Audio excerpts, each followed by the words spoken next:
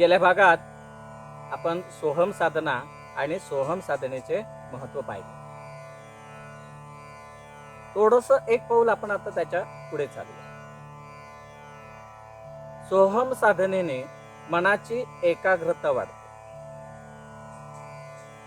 आपल्या दैनंदिन जीवनामध्ये सोहम साधनेचं महत्त्व काय आहे हे थोडक्यात जाणून घेण्याचा प्रयत्न करूया. आणि त्याच अनुषंगाने मन या विषयावरती आपण विवेचन करूया.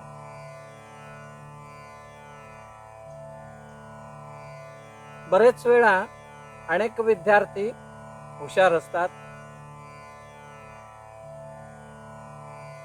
अनेक व्यक्ती हुशार असतात, परंतु नेमकं ज्यावेळी एखाद्या विषयावरती बोलायचं असतं, लिहायचं असतं, त्याच वेळी त्यांच्या मनामध्ये गोंधळ निर्माण होतो. जसा विद्यार्थी सर्व पूर्व तयारी करून परीक्षेच्या वेळी जातो, परीक्षेला बसतो, सर्व प्रश्न तो वाचतो आणि उत्तर लिहिण्यासाठी तयारी करतो. आणि नेमकं त्याच वेळी त्याच्या मनामध्ये अशा पद्धतीने गोंधळ उडतो की नेमकं काय लिहावं हेच त्याला सुचत नाही.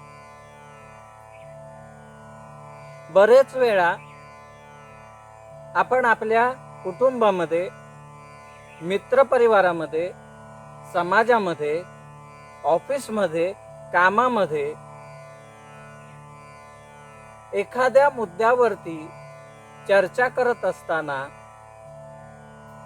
आपल्याला नेमकं मुद्देशीर महत्वाचं कसं बोलायचं आहे, काय बोलायचं आहे हेच सुचत नाही. त्यामुळे महत्वाचा मुद्दा बाजूला राहतो आणि बाकीच्या इतर सर्व गोष्टींवरती चर्चा होत जाते. असा गोंधळ अनेक लोकांमध्ये होत असतो. याचं कारण आहे मनाची एकाग्रता. नेमकं काय केलं पाहिजे, नेमकं कसं बोललं पाहिजे आणि कशा पद्धतीने तो विषय मांडला पाहिजे याचं अज्ञान आणि मनाची एकाग्रता नसणे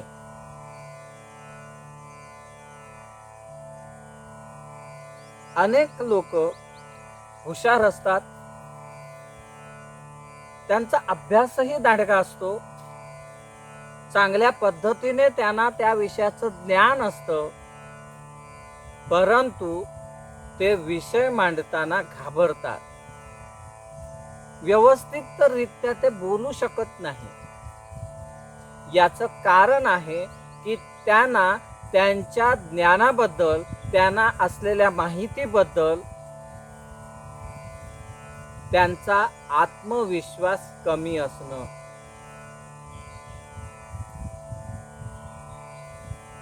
आत्मविश्वास दृढ करायचा असेल तर मनाची शक्ती प्रबळ असणं फार गरजेचं आहे. स्वतःला कमी लेखणं हे सुद्धा मनाची दुर्बलता दर्शवतं. मन म्हणजे नेमकं काय? मन ही शरीरामध्ये अमुक एक वस्तूच्या रूपात आहे असं नाही. मन म्हणजे हृदय नाहीये, मन म्हणजे मस्तिष्क किंवा मेंदू नाहीये, मन हा एखादा अवयव नाही. मग मन नेमकं काय आहे याच्यावर अनेक संशोधन केली गेली, अनेक विचारवंतांनी आपली मतं मांडली, परंतु शेवटला त्यांना नेमकं मन म्हणजे काय याचा विस्तार मांडता आलेला नाही. मन म्हणजे काय? मन म्हणजे जीवात्म्याची इच्छाशक्तीचे केंद्रस्थान आहे. मन म्हणजेच जीवात्मा आहे. अशी ऊर्जा जी या सर्व इंद्रियाद्वारे कार्य करून घेत आहे, त्यांना संज्ञा देत आहे आणि आपले कार्य चालवत आहे. मन म्हणजेच भावना निर्मितीचे केंद्रस्थान आहे. मन ही अशी शक्ती आहे जी दिसत नाही, परंतु ऊर्जा स्रोताने चालत आहे. मन चैतन्याला धरून चालते आहे. म्हणून मन हे इंद्रियाद्वारेच चालतं आहे असं नाही, तर मन ऊर्जेच्या स्रोताने या ब्रह्मांडातल्या कोणत्याही ठिकाणी जाऊन पुन्हा स्थिर जागेवरती येऊ शकते. हे मन म्हणजेच मी आहे. मनाच्या दोन बाजू आहेत, एक चित्त आणि दुसरा आहे बुद्धी. मन इंद्रियांच्या द्वारे एखादी गोष्ट पाहते,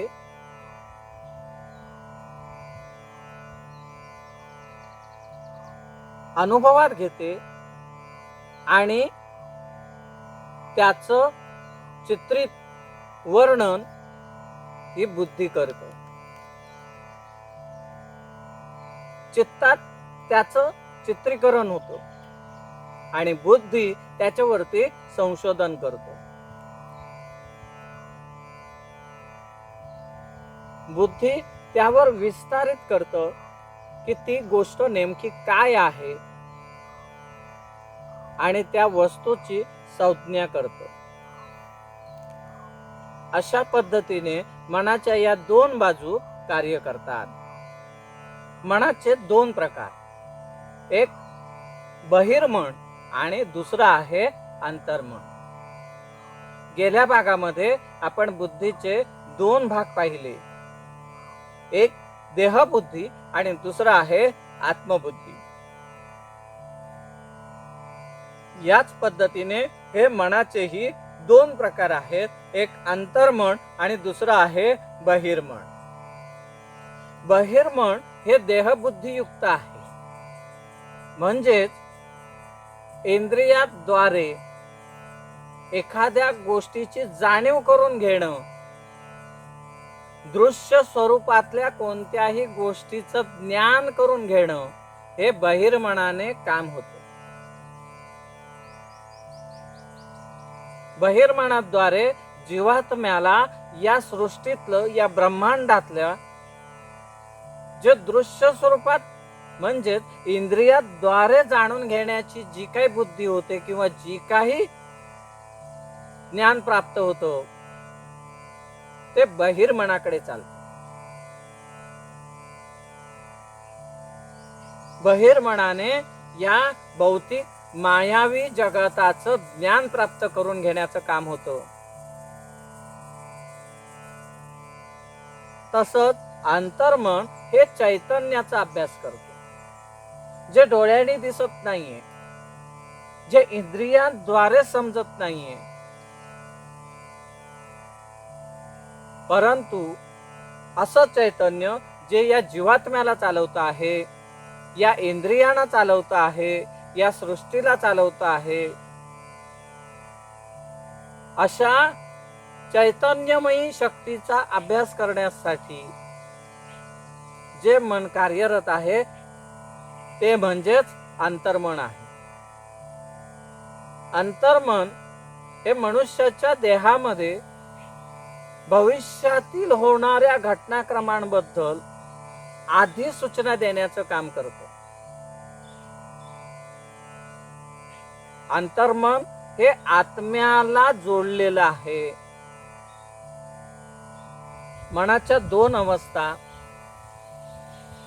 एक सुप्तावस्था आणि दुसरी आहे जागृतावस्था.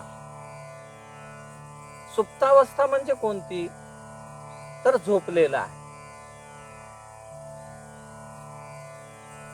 म्हणजे मनुष्य जागेपणी सुद्धा सत्य आणि असत्यातला भेद करू शकत नाही. तो आपल्या कल्पनेने एखादी गोष्ट निर्मित करतो. एखाद्या गोष्टीबद्दल तो आपली ठाम भूमिका मांडतो, पण त्याबद्दलची असत्य किंवा सत्य वस्तुस्थिती त्याला माहीत नसते.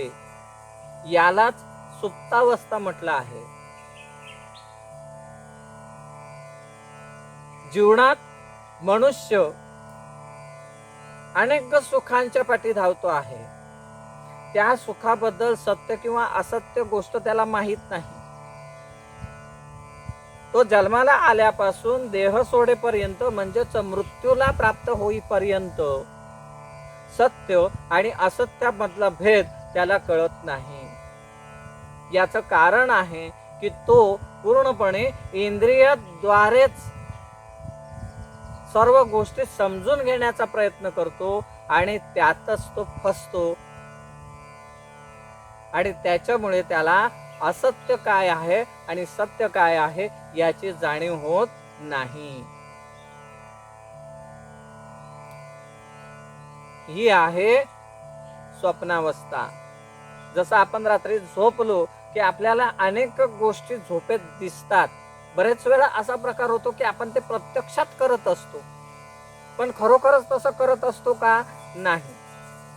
आपण झोपलेलो आहोत म्हणजेच काय, आपलं शरीर पडलेलं आहे, निश्चित पडलेलं आहे.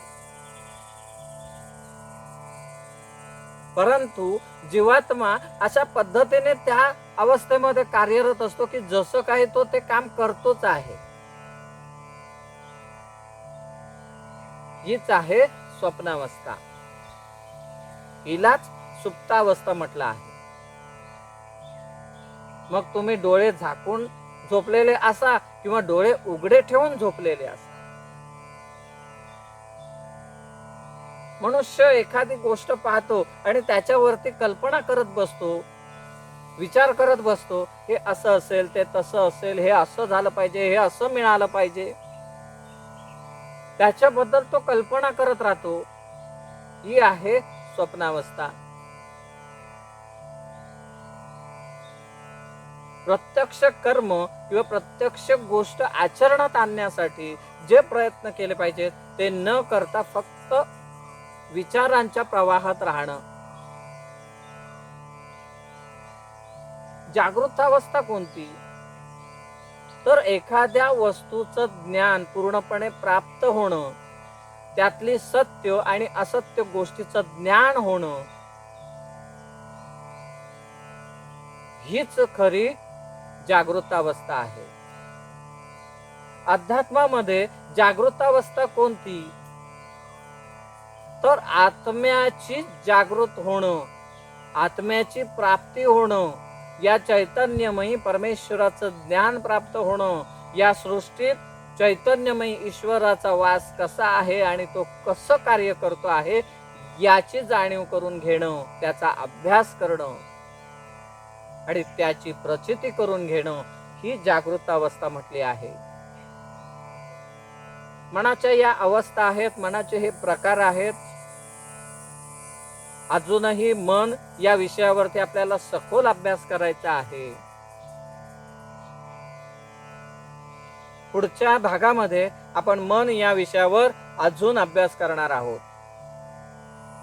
तोपर्यंत दिलेला जो अभ्यास आहे, जी सोहम साधना आहे, ती नित्यक्रमाने करा आणि प्रत्यक्ष अनुभूती घ्या. तुमच्या मनाची शक्ती जर वाढवायची असेल, तुमचा आत्मविश्वास जर प्रबळ करायचा असेल, तुम्हाला यश मिळवायचं असेल, तुमच्या संसारातल्या सर्व अडचणींवरती मात करून विजयाची ध्वजा जर तुम्हाला लावायची असेल, तर जरूर तुम्ही सोहम साधना रोजच्या रोज नित्य नियमाने करा. या साधनेमुळे तुमच्या मनाची एकाग्रता वाढेल. जसं एखाद्या तलावामधल्या पाण्यामध्ये जोपर्यंत त्याच्यावरती तरंग उठत आहेत, म्हणजेच विचार उमटत आहेत, तोपर्यंत त्या पाण्याच्या तळ्यात असणारी गोष्ट काय आहे हे समजणार नाही.